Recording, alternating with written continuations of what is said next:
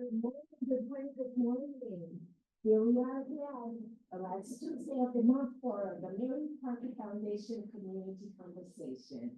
We're so excited to be closing out our last session of finance with the women in banking and finance for our Women's History Month. So thank you so much for joining us live as well as online.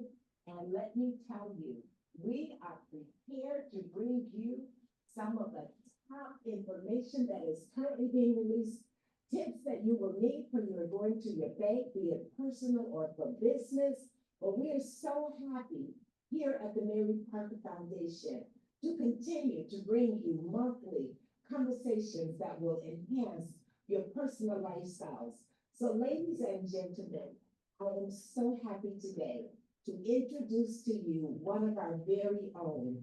We have collected another hostess, and it would be none other than the sister to our beloved Kenny Brown. Kenny Brown, as you all know, led our Family Fun Festival last year as the chair, and also as a board member here at the Mary Parker Foundation. And recently, Kenny also hosted one of our community conversation sessions.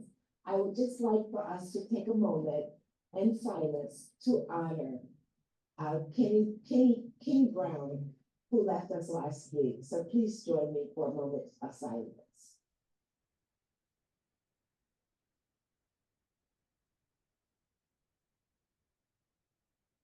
Thank you. And I would also ask that you continue to pray for Kenny's family, that is his family, our family, and certainly the Mary Parker Foundation family.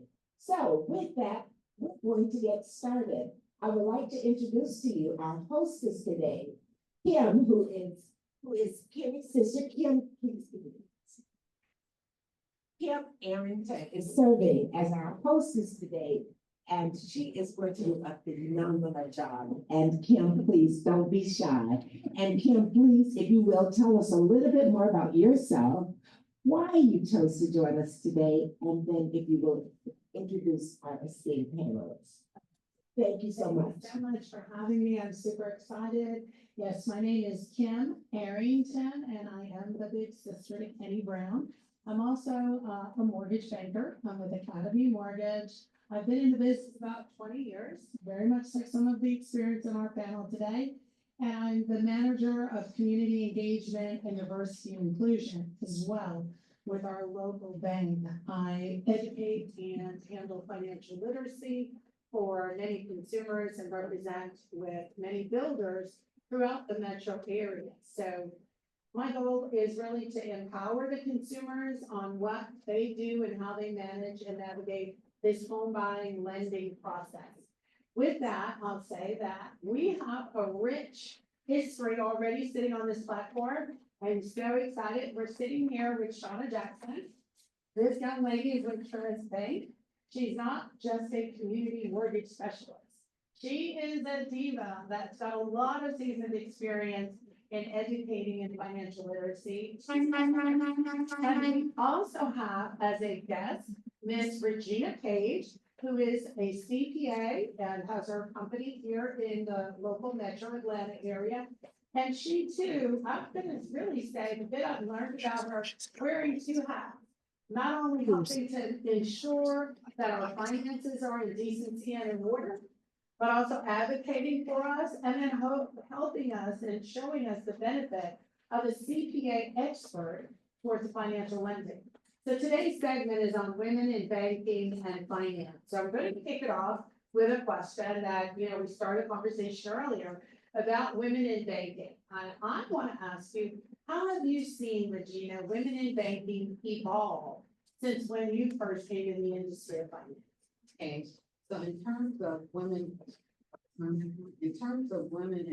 evolving in banking, it's more of a hands-on approach and actually helping the client obtain the loan. They have a vested interest in having you succeed in financing, whether it's for your home, your business, or a car. It's a more hands-on approach, and they do a little bit more educating in terms of where banking is now when it comes to lending. Okay, excellent. you said what you've seen, how we've evolved in this finance arena. Should have been. Well, I would like to start by saying that the head of Mortgage Assurance Bank is a woman, Erica AC.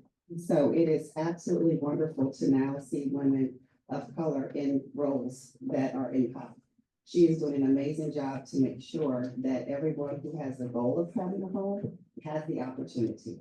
So when I started out in banking almost 30 years ago, I did not, yeah, it's been a while. I really did not see anyone who looks like me in positions of power.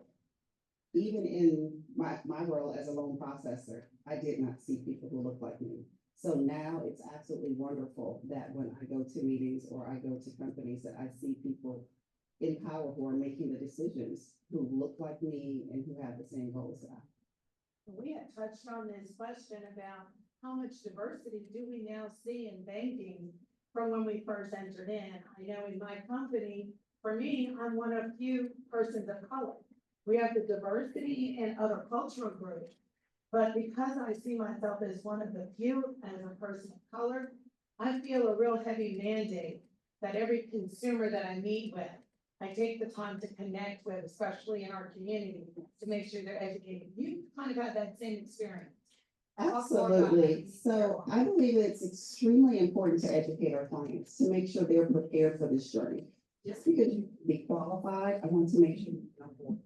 And that means absolutely knowing your finances, understanding your budget, understanding what exactly is going to take to stay in the home, being prepared for the changes that are coming up, such as the property taxes increasing, the homeowner's insurance increasing, taking care of the maintenance of the home. All those things to me are extremely important in educating our buyers so that they are truly prepared for homeownership. I would ask you the same question, Regina, when you're sitting down at the table with that client. Right, what I focus on from an overall strategy is helping more what you earn, strategic tax planning. So a lot of times, oftentimes, business owners don't want to pay taxes, so I see them filing their business return with a loss. So when they go to apply for a loan for a home, they cannot qualify because they claim losses on their taxes for 3 years or so. So what I focus on is that they minimize your taxes, help you see more what you earn.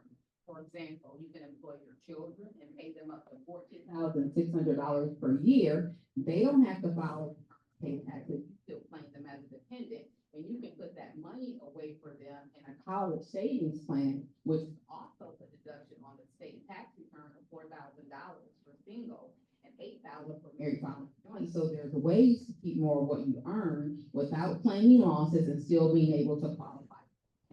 Now, that was a rich nugget. When we look at how many young people in high school are wanting to seek out part-time employment, yet their family's on a business, we can employ ourselves, build generational wealth, and teach them financial management right at home and make it earn money work.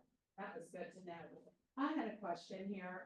What advice would you give young women interested in pursuing a career in banking and or finance? Sorry, ladies. Definitely advise anyone who is interested in pursuing a position in banking to know exactly what your goal is.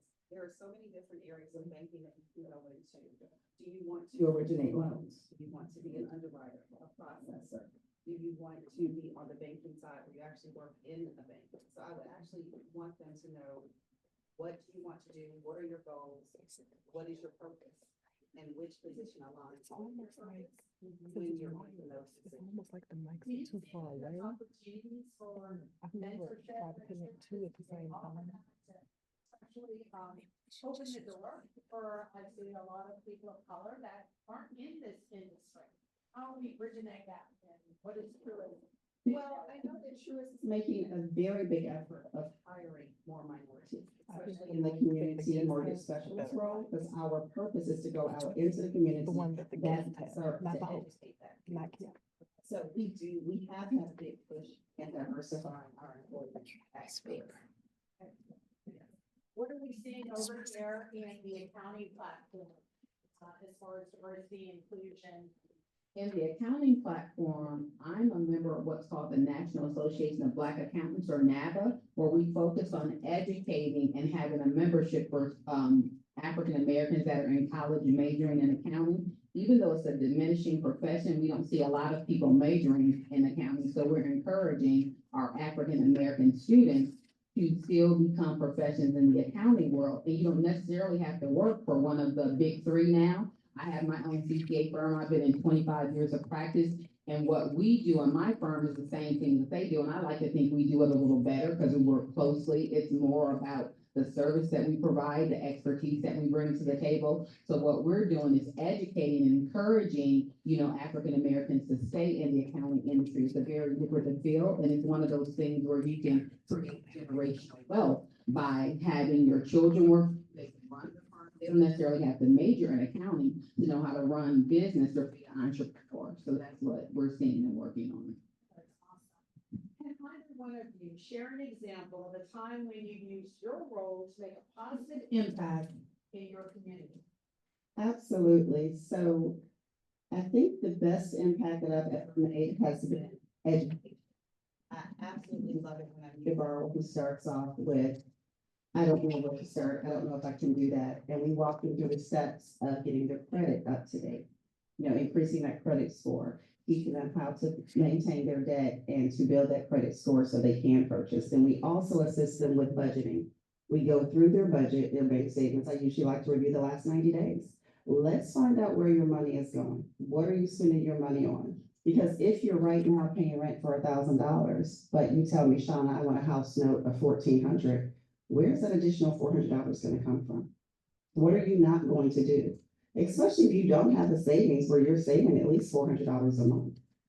So I think that education is so huge because those are the clients who go out and tell their friends. And one of the most memorable ideas is a lady's grandmother came to me. She was 80 years old. We were at the closing.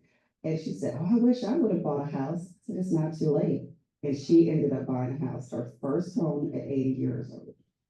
So I think that's what it is. I mean, that changed the whole family dynamic from the granddaughter buying a house to now grandma buying a house. And then everybody in between was excited and realized it's possible.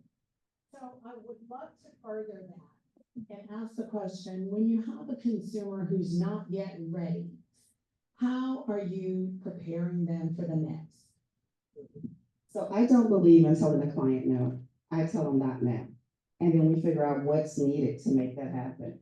So Truist partners with credit counseling agencies that we can refer them to that can help them get mortgage ready and increase their credit score at no cost to them.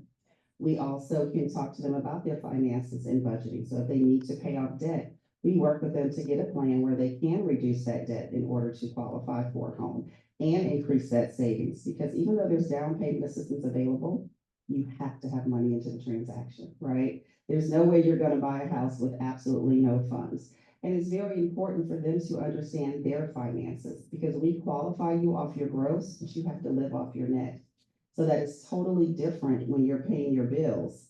You have to, base it off what you bring home, plus all the other expenses that are not included when we're qualifying you, like groceries, utilities, cell phone bill, gas.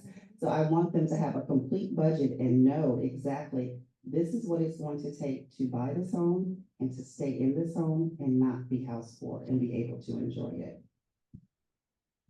Regina, I'm going to throw the mic over to you because as a CPA, I want to hear what preparations or guidance do you give your clients to help them build that nest egg? Because something Shawna said, we hear it all the time.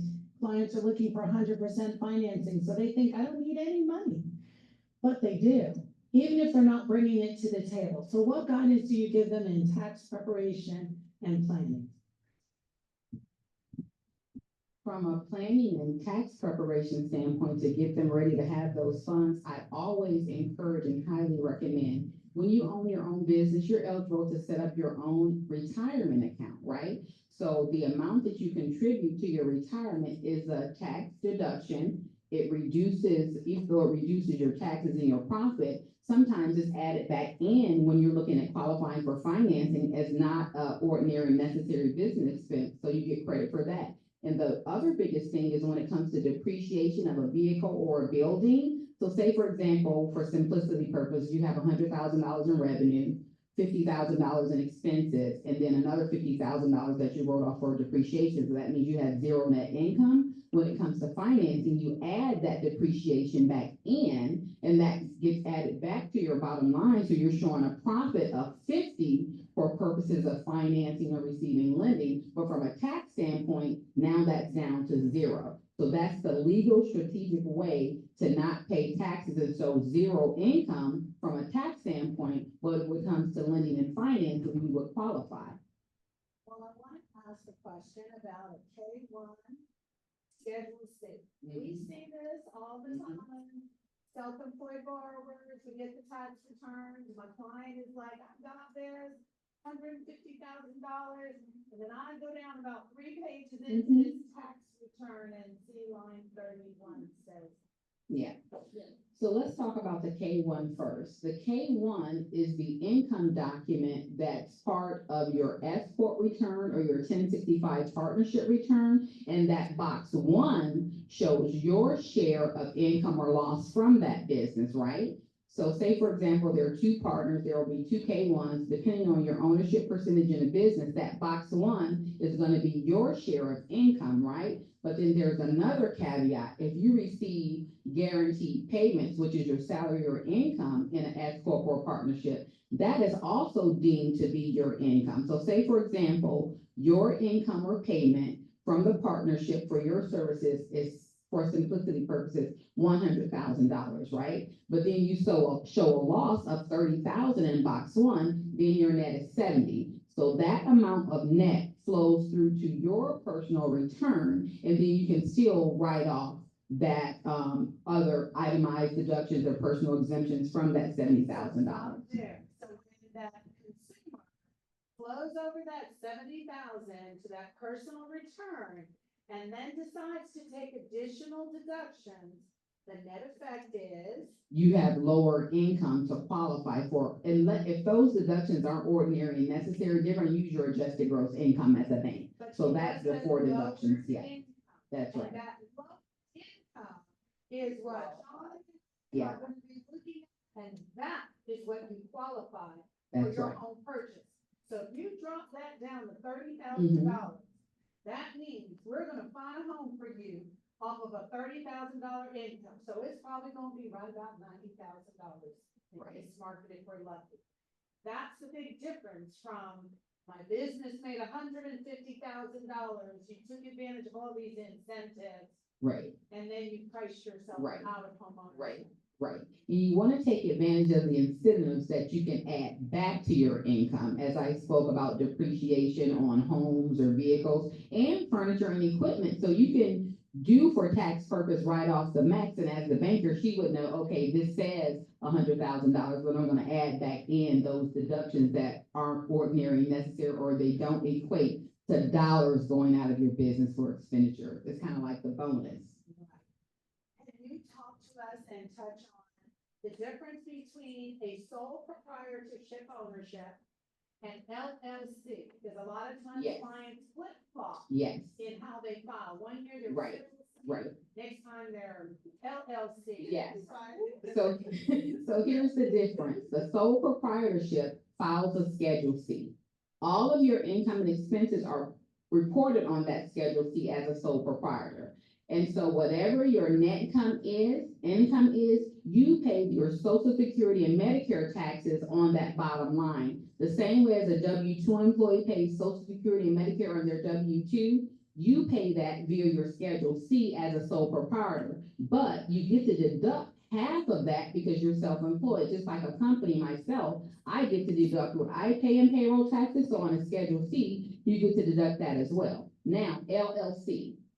Some businesses are set up as an LLC. If you're a 1 member, your tax return automatically defaults to a Schedule C unless you elect to be taxed as an S corporation, right? And with that, if you decide to be taxed as an S corporation, you are required to pay yourself W-2 wages. You get to deduct that so you can be a single member LLC taxed as an S corp versus a single member LLC taxed as a sole proprietor.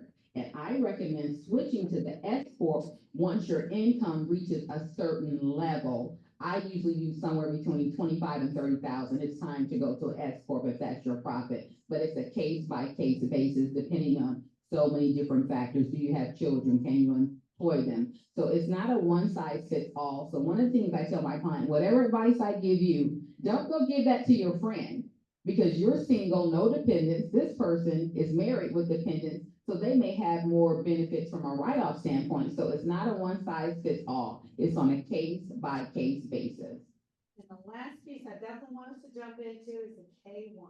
Yes, the K1, that is what you receive as an S corp business and a 1065 partnership return. That K1 is what shows the owner's income or losses from the business. So the K1 is what's used to determine how much you qualify for. Box 1 is one piece, your income, your share of the profits from the business. So say that S corp has 2 owners with a $50,000 profit. If they both own 50-50, then they have $25,000 of income in box 1. But guaranteed payments, meaning the money that you earn for working the business, is in another box. I believe it's box maybe 21. That would be guaranteed payments, which is money that you receive as income for that year. That could be anywhere from $5,000 to $700,000, right? And it's income. That's income that she will use. Can use Yes. to qualify you for a home. That's correct. I know you heard a lot of good information there. We're gonna make sure we give their contact Okay. information at the end of the session. Mhm. But know that these are the different pieces that we as a loan officer pull out to help you qualify for more of a home. That's right. Talk to us now, how you take that information and what you see as most critical, or maybe the biggest mistake home buyers make with presenting those tax returns. Well, one thing I want you guys to keep in mind, you have to pay taxes on the money that you earn. And if you set up a payment arrangement, we have to include that monthly payment in the debt to income ratio, or you have to pay that in full. So sometimes for our self-employed borrowers, I would suggest that they start planning at least 2 years out and maybe pay their taxes quarterly instead of paying it all at the end of the year. Therefore, you don't have a big tax bill at the end of the year, or you don't have to add a payment into your debt to income ratio, which will also reduce the amount that you can qualify for. Let's talk about debt to income ratio. So if you're making notes, this is huge. You can quickly see where you sit as far as being ready for home ownership. Yes. Break it down. Debt to Well, okay, so simple math, if you make $10,000 a month, majority of loan programs do not want your debt to income ratio to exceed 43%. That 43% includes your current debts listed on your credit report and your new house note. And that new house note includes principal and interest, which is paying back the loan, taxes, insurance, possibly mortgage insurance depending on your loan type, plus homeowners association dues. So we have the new house note plus the debts included on your credit report, student loans, car note, personal loans, credit card payments. We have to make sure that does not exceed 43% of your gross monthly income. So that's very important when we're looking at the amount of home you can qualify for, because of course, if you buy a house at 700,000, your debt to income ratio is going to be a little bit high because that monthly payment is going to be a lot higher. So that's something that we definitely have to take into consideration. Different loan programs allow different debt to income ratios. Some allow 50%, others allow 55%. So a part of the pre-qualification process is to determine which program will help you reach your goal and qualify for the type of home you want to live in and also the type of home you can afford. That's good. Good information, and also understanding down payment assistance. We touched Yes. on how the assumption is people want 100% financing, and really it's good to understand the definition of 100% financing.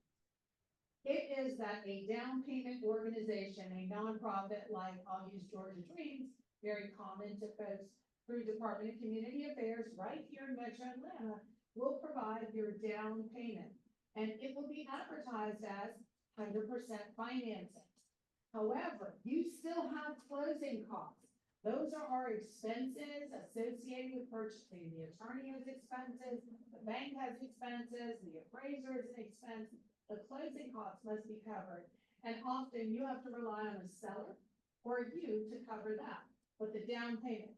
So now we were talking debt to income ratio. Yes, Share a little bit about how we look at debt to income, or maybe let me ask it this way. You pre-approved me for a $300,000 home with an FHA loan, yes, and I'm super excited. So I'm going out here, I'm getting ready to put a contract on it. And then I say, Shawna, I just put a contract on that $300,000 home, but I want down payment assistance. Now, does my pre-approval change? absolutely. So a couple of things. Truist has a product, our CHIP program, that allows 100% financing, right? So there's no down payment required. However, there are closing costs involved, as you mentioned, and the max debt to income ratio for that product is 43%. However, with FHA, you could possibly go up to 55%. Now, with down payment assistance, depending on the type of down payment assistance that you use, there's a separate layer of guidelines that's required. Truist has a grant where we offer 5% of the purchase price up to $10,000, and we have 3 separate loan programs that you can use to qualify for that. But that's in-house with Truist. If we were to step out and go to Georgia Dream, like you mentioned, or some of the other agencies that provide down payment assistance, their requirements are stricter. They want a lower debt to income ratio. They want to review 3 years tax returns. They do future casting of your income, and not the same way that we calculate your income, because the down payment assistance is set up for low to moderate income home buyers, which means your income must fit into a certain category. So down payment assistance is something that we identify before I give you the pre-approval, not after you find the home.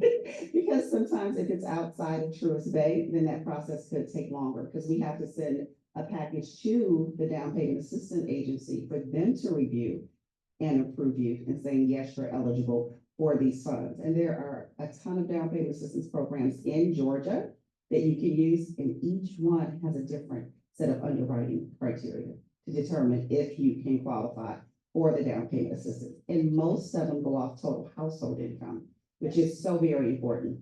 So like the Truist grant is based off the person who's on the application. That's it. We don't look at total household income, but we go to someone else.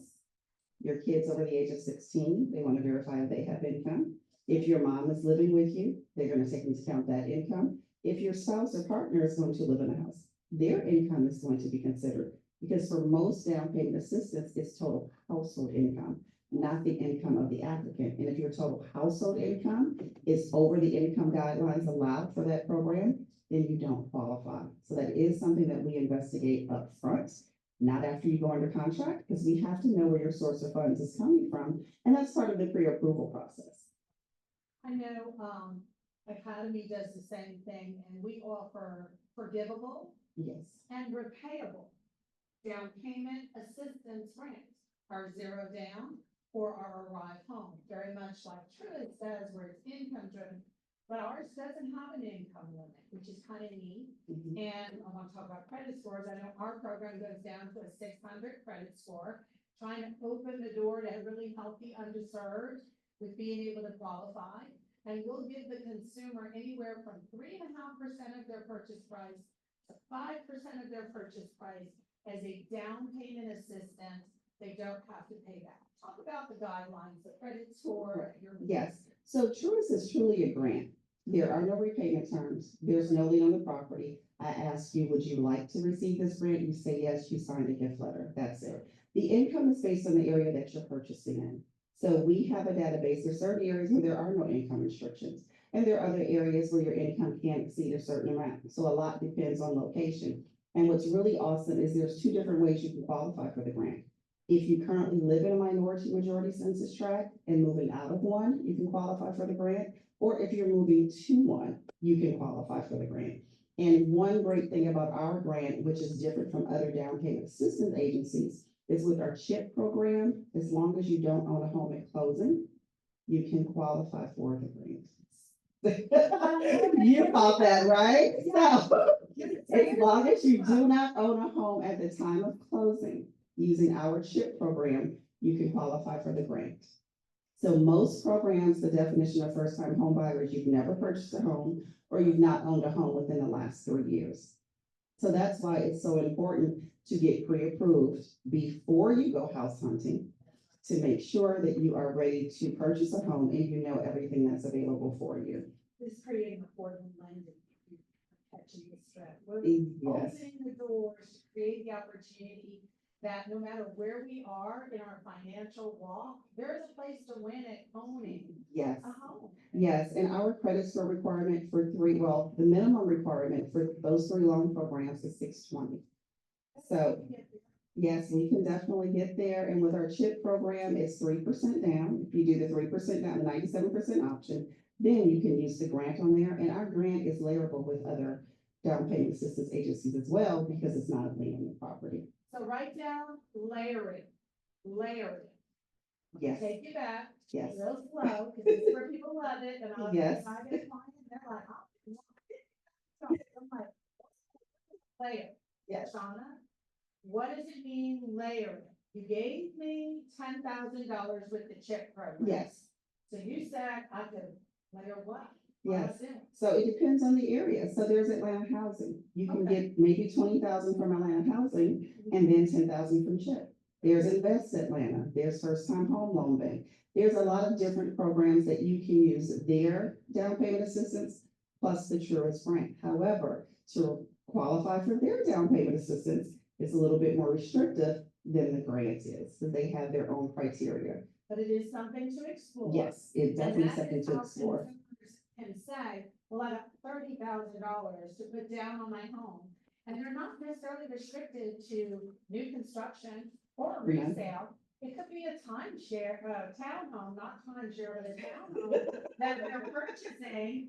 And Yes. the big win is, you could have relocated from Jersey, sold your house before you came down here, and then still take advantage of some of these programs that do not restrict you to being a first-time home buyer, no ownership in the past 3 years. That's the caveat. Yes, and most of the down payment assistance programs outside of the Truist grant, they do want you to have residency of at least 6 months. However, the Truist grant does not require that residency. Right. So but once again, it depends on your current situation, and we have to explore all the loan options that you qualify for and all the down payment assistance options that you actually qualify for.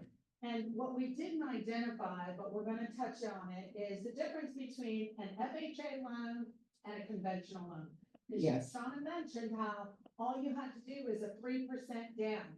That assignment is to a conventional loan. That is to a conventional loan, and our CHIP loan, and FHA requires 3.5% down as well. So each loan has a minimum down payment requirement, and the definition of down payment is the difference between your purchase price and your loan amount, and that's the amount that you must put down in order to qualify for that loan. So for math's sakes, if your purchase price is 100,000 and you're required to put down 3%, your loan amount is going to be 97,000 and your down payment is going to be 3,000. However, for FHA, if it's 3,500, your down payment is going to be 3,500 versus the 3,000. So we just have to look at the loan program requirements to tell you this is your minimum down payment. That's not all you're required to have into the transaction. That's the minimum down payment. On top of the minimum down payment, we have our appraisal fees, our credit report fees, the attorney's fees. That's why it's so important for you to get a pre-qualification worksheet in the beginning, so you can understand what those fees are and have a good grasp. And you also use that as a tool when you're putting in your offer and you want to talk to the seller about contributing towards your closing costs. How do you know how much to ask them if you don't have an idea of what you have to bring? So education is very important. With my clients, we do a pre-qualification worksheet up front and then before they put an offer on the home. And it's so important to do that, one, because interest rates change daily. In the beginning, I don't have a property, so I can't look up the tax bill, right? And we all know how important property tax bills are. Yes, we have to look up the property tax bill to see what the taxes are for that property. And then we have to explore what will be your exemptions for that property. Because if you're buying a home from someone elderly who's not required to pay property taxes, the current taxes are probably really low. Yes.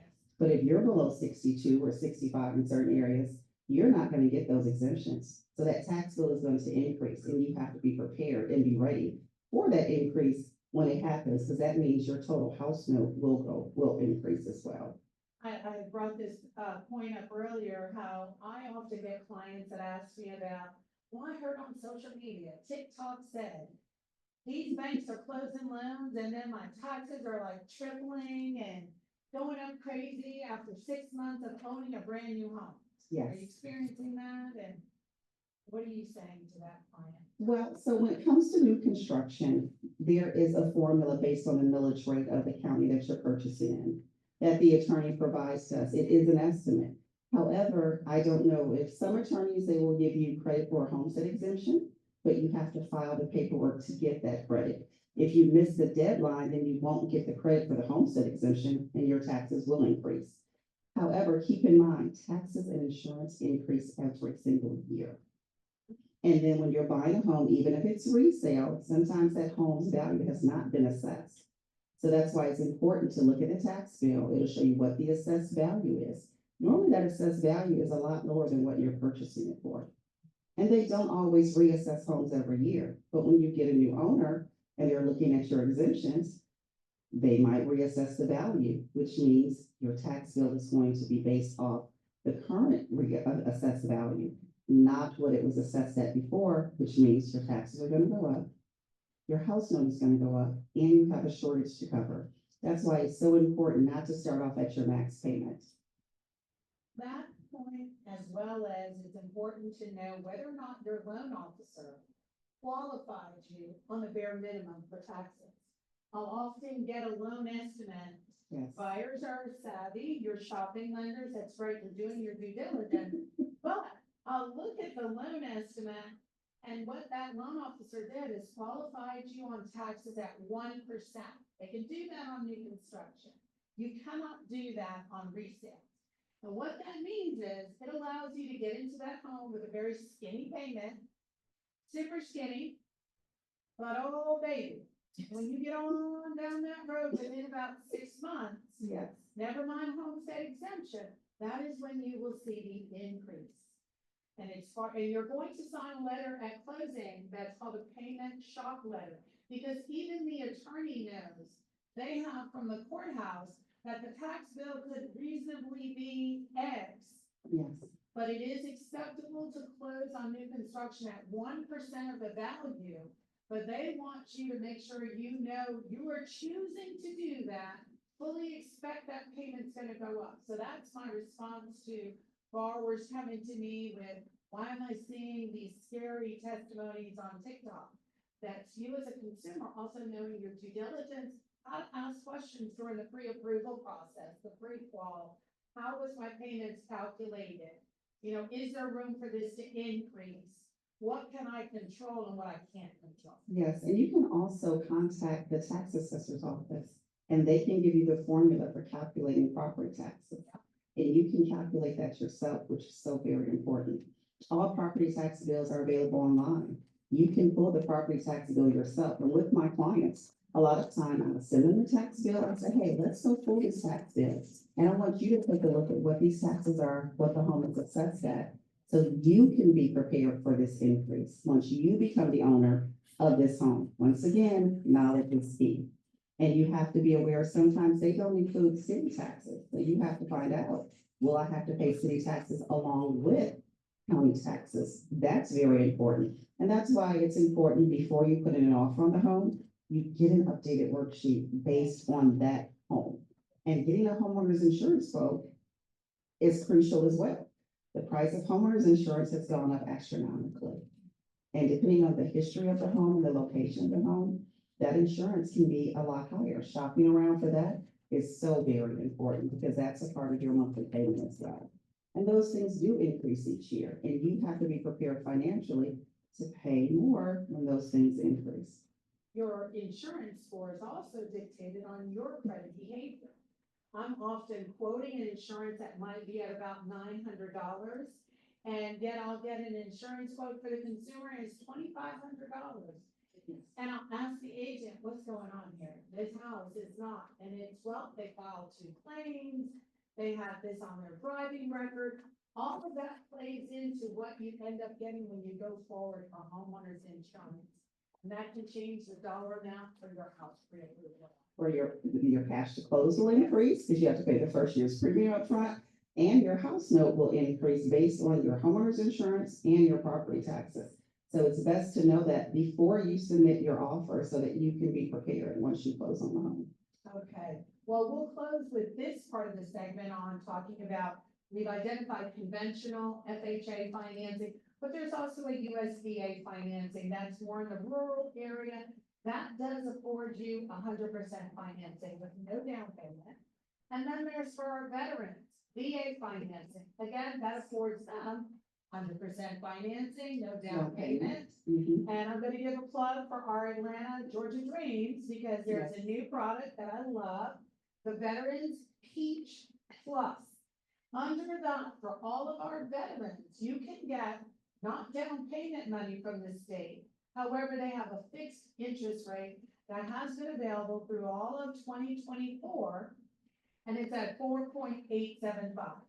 And you can go to the website for dca.org for Department of Community Affairs and see that new program that we have where our veterans, since you're already with no down payment requirement, at least take advantage of the fact the state has bought the interest rate down at no cost to you, and it's fixed for the 30-year life of the loan at 4.875.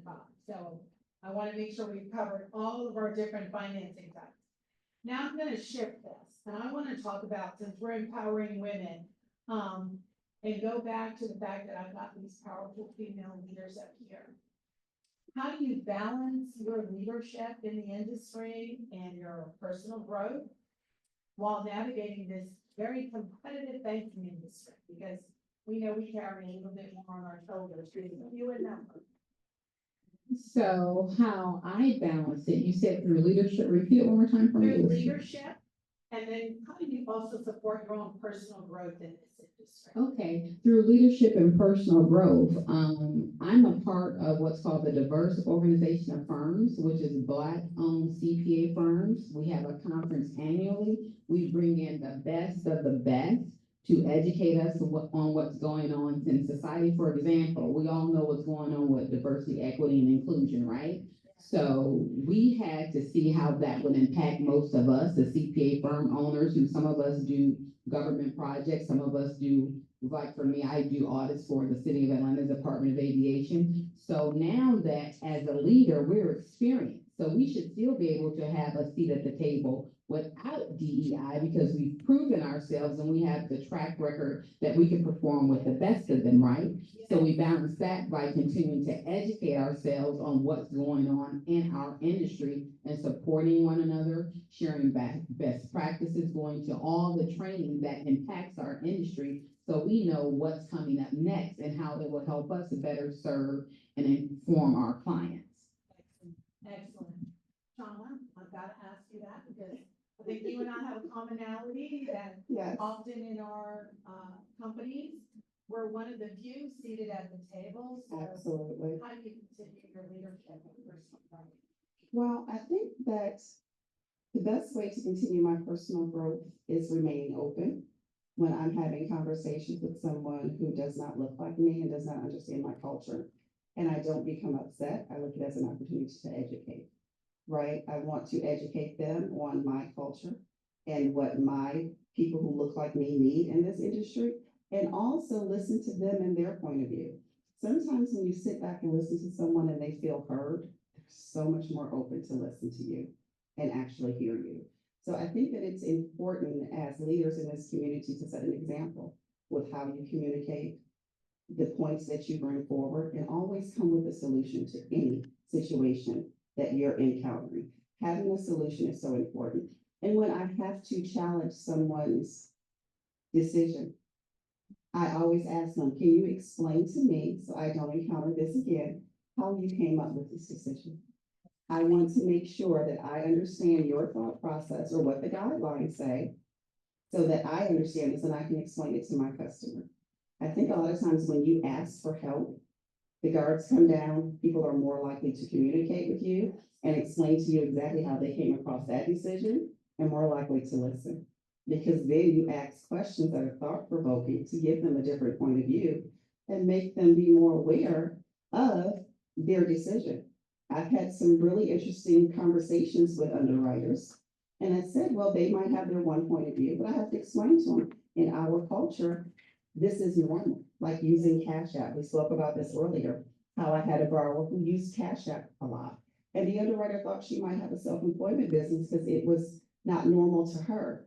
But we know in our culture that if you use a credit card, there's an additional fee you have to pay for using that credit card. Or you don't want to carry cash on you, so you might use Cash App to do everyday functions that you might need to save money. That's normal for our culture. So explaining that to that underwriter, she didn't understand that culture because that was not her culture. So I think asking questions as to why did you come to this determination, or saying, oh, what did I miss? I want to make sure I notice it next time. And then y'all give them the opportunity to teach me something, and then hopefully they'll be open to learn from me as well.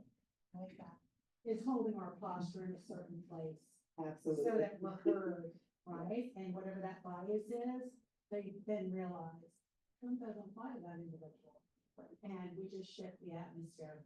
Well, this has been a great conversation. I want to open it up to see if there's any questions from the audience, that have questions on banking, financing, accounting, how to navigate the whole homeownership process. Any questions in the room? Yes, ma'am. Any advice for someone who's never filed and interested in owning a home? So the question is, any advice for anyone that's never filed tax returns, but still interested in owning a home? Well, that depends on your source of income. Are you a W-2 employee or are you self-employed? For true estate, you would have to file tax returns. Not saying there's not other lenders out there that provide other type of alternative financing options like bank statement loans. So you would have to find out what lender is available for, what lender allows your source of documentation to document your income. And then also too, you can still file your returns at least back 3 or 4 years if you choose to do so, because oftentimes I meet clients who have never filed, because they're young and they may have run their own business. So as long as you have your bank records or income documents, we can go back several years to file your income tax returns. And I would assure you that bank statement loans, which is something Academy does offer, that will have you with upward of a 20% down payment to the sales price. I'm not looking at tax returns. And you can do a bank statement loan based on 3 months of bank statements. We average the income of deposits on there, or on a 6-month bank statement or a 12-month bank statement, whichever one is going to leverage the maximum amount of qualifying income for your home purchase. And then if you choose to file your tax returns next year and get caught up, you can then refinance that loan into a more traditional financing, such as a regular conventional loan type with a lower interest rate, because bank statement financing does have a bit of a higher rate. Okay? Another question. Yes, ma'am. Thank you for your time and support. I want to ask as a business, just seeing what Atlanta is going through as far as gentrification. And a lot of times we haven't been in the right rooms at the right time when there was a lot of zoning, planning, and buying. And when people of other cultures knew what was coming ahead and was able to buy a lot of territory. What would you say would be the jump that we can, now that we have been in those rooms and seeing a lot of neighborhoods and communities such as this one? No, you got to turn on. What are some things that we as a culture can adapt to fairly quickly to try to bridge the gap in that? And if you're saying bridge the gap in home ownership and Or just harnessing buying this a generational wealth, I think it starts with the keys here, with getting your finances in order. Who have you spoken to as far as making your personal finances set up properly? And then coming over to this door, if you're then looking to buy that real estate and sitting with a loan officer to better understand, here's where my finances were established, this is where I sit. And now they're gonna tell me what my shopping power is. And I think it's also important to know that grandma's house has value. Great grandma's house has value, and understand in order to keep that home, you have to pay the property taxes on that home. Sometimes you might get an offer to sell that home and you look at the lump sum you can get now, not understanding that that value is going to increase and you should keep that home, keep it, make sure it's maintained properly, make sure the taxes are paid, and allow that home to stay within your family and then use it as a rental property eventually, if you don't want to sell it. And that way you stay in the neighborhood that is being bought up and you own a piece of it already. Another thing to add to that, I have a true story here. One of my clients called me up, who lives in East Atlanta, near the East Lake area. She said, well, Regina, somebody just knocked on my door and offered me $50,000 for this kudzu my husband bought years ago, and it's nothing but some kudzu. Why are they showing up at my house offering me $50,000? I said, don't accept it. We need to set up a meeting. Property values over there are increasing. They need to make you a great offer if you want to sell the land. So do you want to know how much she sold that land for? $275,000. And this was 2 years ago. They were showing up at her door offering her $50,000. And that seems like for some kudzu, that's a great deal, because what am I going to do with the kudzu, right? So please be aware, as she stated, keep the property in the family. It could be a rental, or if it works better for you to sell it and then invest the money into something else, do that. But just don't give it away. Get wise counsel. If someone offered you money for your grandmother's property or some property or some land that you own, please talk to a real estate attorney or someone at the bank to see what the value of that land is, so we just don't give it away. And that's how they come into our neighborhoods and buy up everything, because we are not educated. We don't establish relationships with people who can help us. But you can also get an unbiased appraisal report. You can order an appraisal report on your own and pay for it so that you can see what the value is. Not just rely on waiting till you're under contract for a pending sale and have the bank order an appraisal report, because they need a value to know that they're gonna give you a loan for those dollars. That's how you can inform. And it's so important to understand what's going on in your community. When they have those planning sessions, they're talking about the development that's coming. If they're about to pour millions and millions of dollars into an area to invest in different businesses, then you know those property values are going to increase. So when you see them expanding the roads, hey, something's coming. You see all these new gas stations coming, right? Grocery stores coming, all these new shops coming up. Amphitheaters are coming in the area. That lets you know that value is about to increase. So be in the know as to what development is coming in that area. Then you'll be able to know what areas should I go and buy a home in. Question back there. Yes, I have a question, for our CPA, Ms. Page.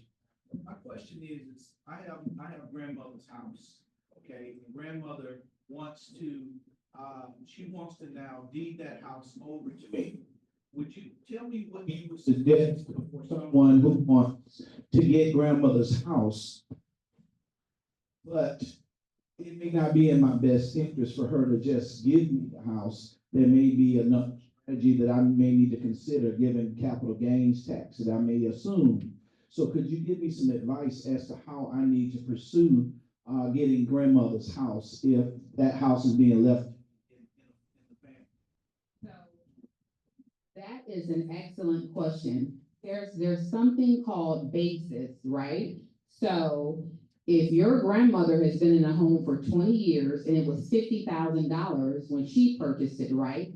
If she's leaving it to you upon her death, you take on the basis of the fair market value at the time you inherited, right? This is after she's deceased. So you inherited it, right? She paid $50,000 for it. If she sold it now, say for $500, she has a $450,000 gain, right? But if it's her primary residence, she can exclude $250,000 of that. But for you, she dies tomorrow. You inherit that property. She paid 50 grand, but it's worth 600,000 today. If you sell it tomorrow for 600,000, you have zero capital gains, right? If you sell it for, say, $100,000 or $700,000, where it looks like you sell it for $100,000 more than the market value when you inherit it, you may want to do that, because we need to look at what would be the tax on $100,000 gain next to your other income, because right now capital gains rates, you can pay only 15% capital gains, right? So that could still result in zero tax for you, depending on your other income from businesses or things of that nature. And that, we don't know when that's going, the tax laws right now with that 15% capital gains tax rate, that sunsets or expires in 2025.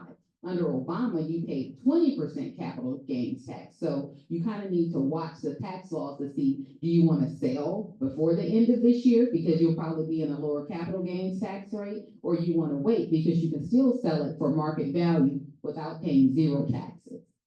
Okay? And I just also want to mention, as a family member buying a family member's home, you can do a gift of equity, which could help them come up with that down payment. So maybe see if there's someone in the family that would like to keep that home. And you can give them the gift of equity and pay closing costs. You can bless a family member with a home, as long as they're financially ready.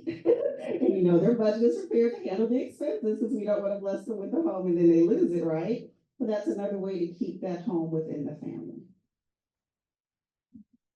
Just wanted to add another thing in terms of business owners looking to qualify for financing a home or in a business or building for your business.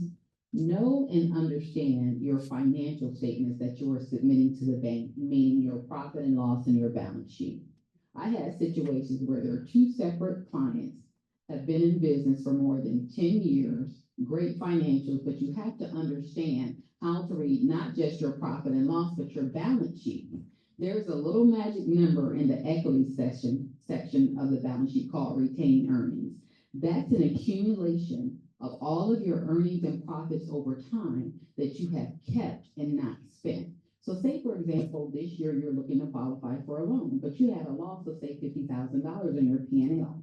What's in your retained earnings that you can go to that's undistributed to you that you have access to? So you don't just look at what your finances look at today from your P&L, which is what most people focus on because that determines your taxes. When you're looking at acquiring financing, look at the balance sheet, and you have to know how to read it. I had two clients get denied for loans. I'm not going to mention the banks. It's not, this is who you want to go to. It's not that bank. So, I said, not on my watch. So I had to pick up the phone, have a nice, nasty conversation and say, no, not on my watch. Both of those loans closed, one in the DC area and one here in Atlanta for over $1 million. Relationships. And I'm very disappointed that there are not more people in the room today, but we have quite a few people logging in online. This is where you need to spend your time. Where are you spending your time? Is it on TikTok? Is it on Facebook? This is where you need to be. This is what's important. This is going to help us continue to create legacy and leave a legacy for our family.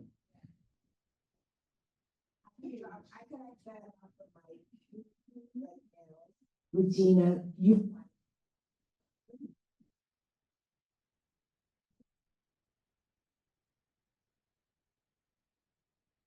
I don't know if you understood the value of what Regina just said. That's what we're doing here monthly with our community conversations, bringing experts with information to educate us to be better aware in our decision making. Everything you've touched on here today are things we talk about in the workshops that are offered here, our one-on-one mentoring, as well as with, we have lots of banking partners. But we're able to go to them, asking them advice on certain things before decisions.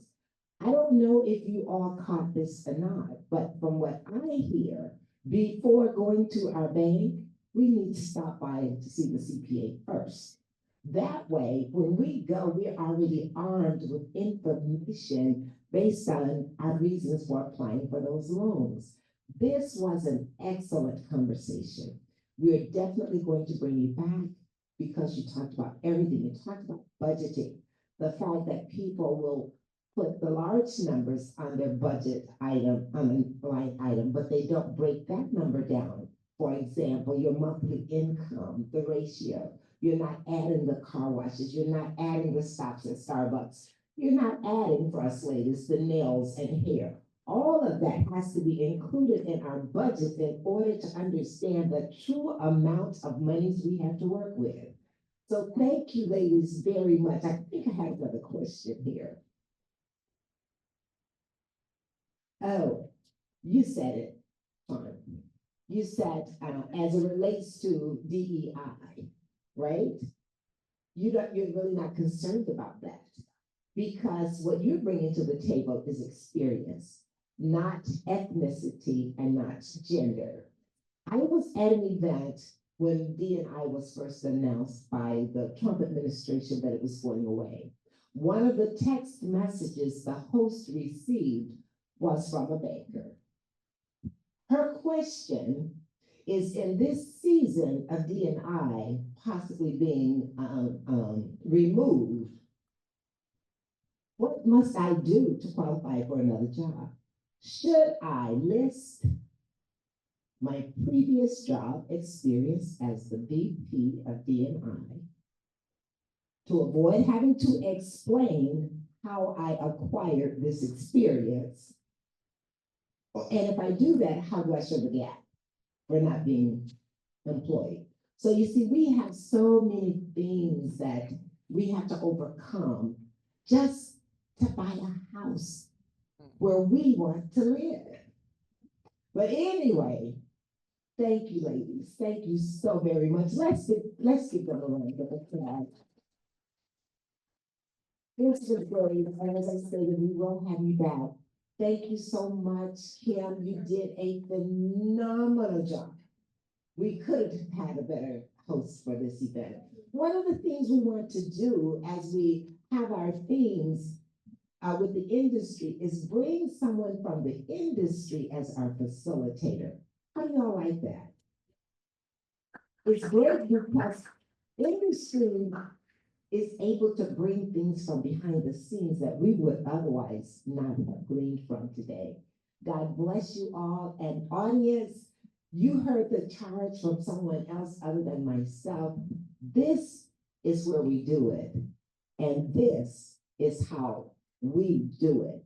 We're transferring information from here to all is for you, and we would love to see you here in the place every every last Tuesday of the month. And next month, we're going to start another series. And next month, believe it or not, we will continue with financial literacy. And I know you all have a lot to talk about. We'll invite you offline. But for now, I hope you've all gathered something today that you can not only use for yourselves, but share within the community with our young people. Let's keep this thing going. Last month, they promised those who were here would come back and bring someone with them, Regina. So we're gonna call for the same thing again. Please show up next month, same time, same place, live here at 2800 Hamilton Road at the Junction 2800. Or you can join us online as well. Thanks again for being here today. We're so excited and we look forward to seeing you again. Stay tuned, there's more coming.